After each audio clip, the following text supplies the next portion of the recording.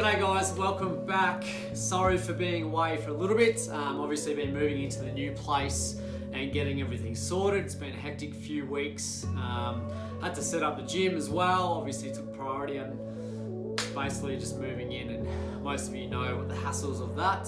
But it is good to be back. I've got some great stuff for us to be talking about at the moment. Number one, our first little topic that this video is going to cover is how to lose weight.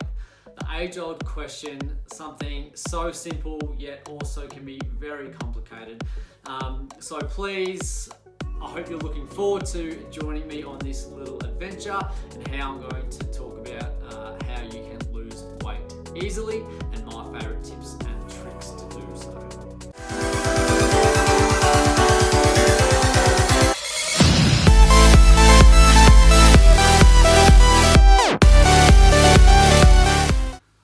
So the first thing we need to talk about is the main focus of today, and that's basically the term calorie deficit. What a calorie deficit means is that you are consuming a low enough amount of calories every single day where you are burning your body fat instead of putting on and storing body fat. Okay, so calorie deficit means that your calories are less than what you are actually burning. That is our first thing. And whenever we think about losing weight, the number one thing you need to focus on first is creating a calorie deficit over an elongated period of time. So you need to be able to do this for a long time. On average, if we eat at a calorie deficit of 500 calories a day, if you do that for 7 days in a row, you're looking at about in between, depending on your body, a 300 to 500 gram drop in body weight or body fat. That's normal. That is on average. Some people, if they deficit at 500 calories per day, so 3,500 for the week, they can lose 3, 4, 5, 6 kilos in that first week, second week, third week. On average, you normally lose about 300 to 500 grams of body fat with that deficit. And that's a very sustainable and easy to manage deficit that we can put in. For example, my nutrition plan clients, whenever I first get them in, I'll work out their maintenance level calories. So how many calories they need to consume each day to just stay the exact same weight with how much they burn. And then I use a specific formula, which I can talk about in a little bit, to make sure I calculate 500 calories less than that maintenance, that then gives them that starting point at about 3,500 deficit a week. And there we can start to build. If we don't see any change, that's when we might need to fix a few things around. If we do see change, that means we are in the deficit and we can continue that for a longer time. Naturally, when we use our specific formula to work these things out, if, for example, I started at 100 kilos, I'm in a deficit, I lose 10 kilos over the next 5 weeks. I'm now weighing at 90 kilos. My original calorie deficit amount is going to be different because I'm going to be burning less calories normally because I'm a little bit lighter. So that's why we need to continuously work out how many calories you need each day and over the course of a week, all right, to actually make any progress and sustained progress. What a lot of people can do at times is actually go into a huge yo-yo diet where they then eat the bare bones amount of calories. You'll see people eating, 800, 900, 1,000 calories day after day after day. Yes, you can do that. I do not recommend it because what happens is that you can rebound and you jump straight back up after 2, 3, 4 weeks, however long you can manage to eat at that specific deficit. You might lose weight super quickly, but what happens is you rebound straight back up as soon as you start adding in a normal lifestyle diet and you increase those calories amount. So that is why we need to create a calorie deficit which is sustainable over a long term, and that we are managing that throughout different periods of time after weight loss or weight gain. So for our calorie deficit, there's a couple of ways that we can create that deficit. Number one, the easiest one is our nutrition. We find how many calories we need For our maintenance, we already talked about it. We then subtract about 500 calories or so to create that deficit. If you want a bigger gap and you want to eat more food, that's fine, but what you then need to do is increase the amount of calories you are burning every single day by exercising, by doing passive cardio, which is like walking around the shops if you go in the supermarket, walking to and from work upstairs, anything like that. That is a way to create a bigger deficit if you want to eat more food. For example, again, if I need 3,000 calories a day to maintain my current body weight and composition, if I want to create a deficit, a sustainable deficit, I'll eat at 2,500 calories for 7 days a week. If I really like eating 3,000 calories worth of food, what I then can do is I need to make sure that I'm increasing my exercise enough by adding in cardio, more weight training, more HIIT type of training, walking to, from work, taking the stairs, things like that, that add up to 500 calories. So I might still be able to eat at 3,000 calories, that initial maintenance level, but I'm now burning 3,500 calories a day from adding in this extra exercise to create that deficit. So there are two ways, nutrition, or you then forge and you create your own calorie deficit by increasing the amount of energy that you are spending. So the biggest thing about this is sustainability of your deficit that you are in. A lot of clients come to me and say, I want to lose weight quickly. I need to do it really super fast. I don't care what it takes. Let's make sure we do this and we do it quickly. I try to generally steer them away from that motion. If they have a huge event or they need to drop weight quickly, then yes, of course we can get it. We then need to really focus on their maintenance phase after that big event. But what I do try to explain is that this type of thing takes time. And we're not just creating something that we want to do for 6, 8, 10 weeks. We want something that we can do over a certain amount of time to make it sustainable. So we can do it for the rest of our lives so that we can, once we get to our ideal body weight or body composition, we can sustain that for the rest of our lives without doing that yo-yo, without doing that rebound. And that's one of the hardest things to communicate, even for myself. In my current preparation for a possible event in about 9 weeks, I've been dieting on 3,000 calories, which is my current cutting level. It's giving me about a 300 gram weight loss of body fat, a little bit of muscle mass, mostly body fat, over a week. And I've been doing this for 3 weeks now. I'm 9 weeks out. So the idea is to do that for 12 weeks. That is not sustainable. 3,000 calories for me a day is not sustainable because I need more to grow, basically. If I want to perform at my highest level, whether it was football or sprinting or in the gym, I would not be able to sustain on 3,000 calories just because of my current body composition, and I'd need to bump them up a little bit. So remember, if you're thinking about a weight loss journey, you need something that is sustainable over the long term, which you can adapt into your lifestyle, and you can create those really, really healthy habits. Next, we'll talk about types of exercise to help you lose body weight or body fat, okay? There's so many different ways to approach it.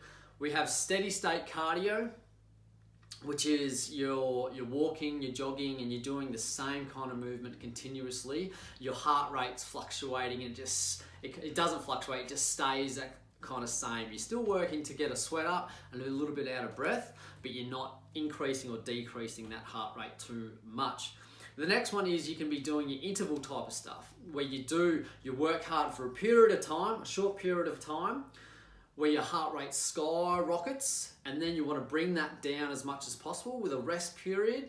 So it might be a 30-second sprint, and then you have a 60-second recovery period where you bring your heart rate back down, you get your breathing right, and then you go again with the high intensity work, so your 30-second sprint again. That is interval. The reason this works and it does assist in our calorie burning and creating burning calories at an excess rate is because our body has to work harder to get that heart rate up and then bring it down to rest and then get it back up again.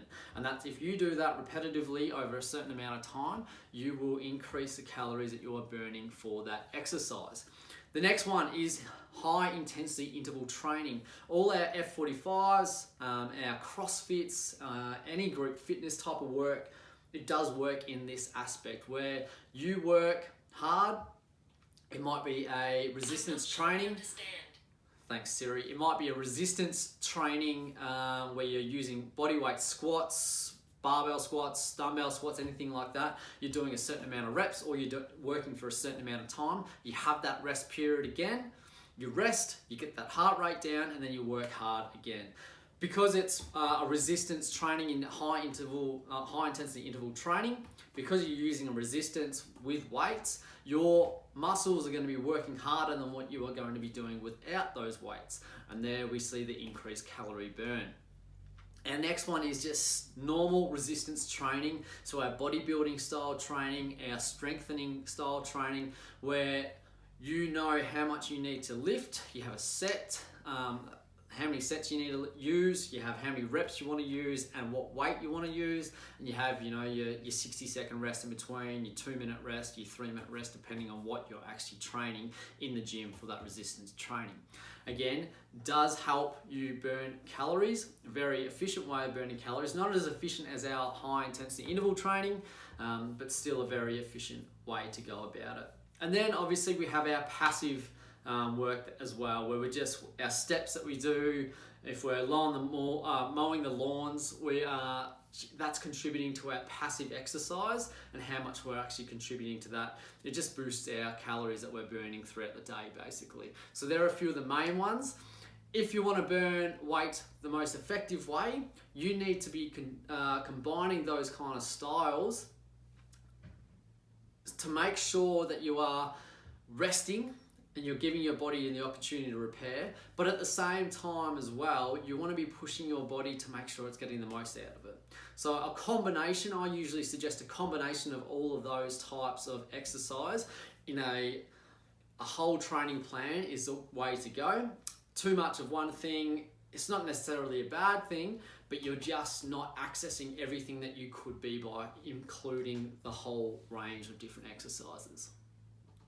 Now, to touch on a few questions that everyone always seems to have, I have them written down here that I usually get: emails, messages, texts, phone calls, anything like that. If I have a big binge, will it affect my weight loss journey? First off, yes, it will affect it, but how much, that depends on the type of binge, okay? If you consume a huge amount of food just on one day, in one sitting, something like that, you're not going to affect your weight loss journey too much. You're going to push it back. You're going to get rid of that probably calorie deficit that you've been working really hard to create. That's gone. You're going to maybe be in a surplus, which means your body's going to store a little bit of that energy, most likely in fat. But if that's a once off in 4 weeks, 5 weeks, 6 weeks, something like that, you'll be able to still create a calorie deficit over a longer time. However, if you are binging and you are eating over your calories continuously throughout your weight loss journey, you are very rarely going to be putting yourself into a calorie deficit.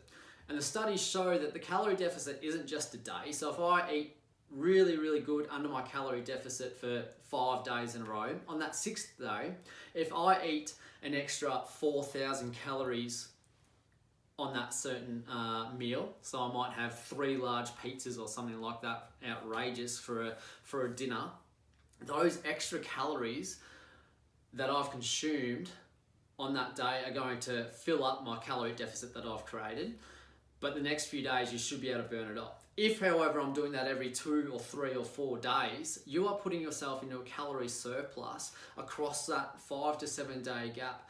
And that means you are going to be storing that body fat, not actually burning any of that body fat. So you can have a big refeed meal or a cheat meal, but the less amount of times you actually do that, the better it's going to be for your body to maintain its deficit status.